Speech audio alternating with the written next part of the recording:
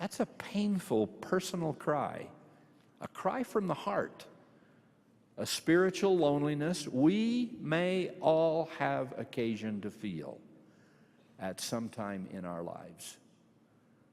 Perhaps you have had such moments already in your young lives. If so, I hope you've not had too many. But whenever these moments of our extremity come, we must not succumb to the fear that God has abandoned us or that He does not hear our prayers. He does hear us. He does see us. He does love us. When we're in dire circumstance and want to cry, "Where art thou?"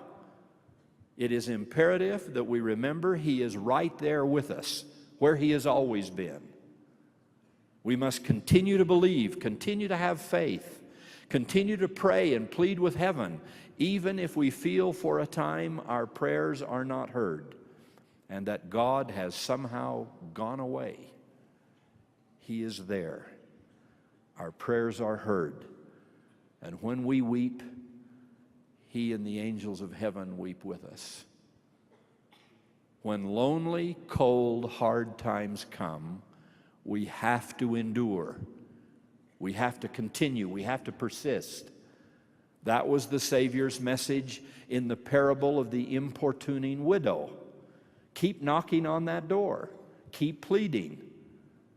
In the meantime, know that God hears your cries and knows your distress. He is your Father, and you are His child.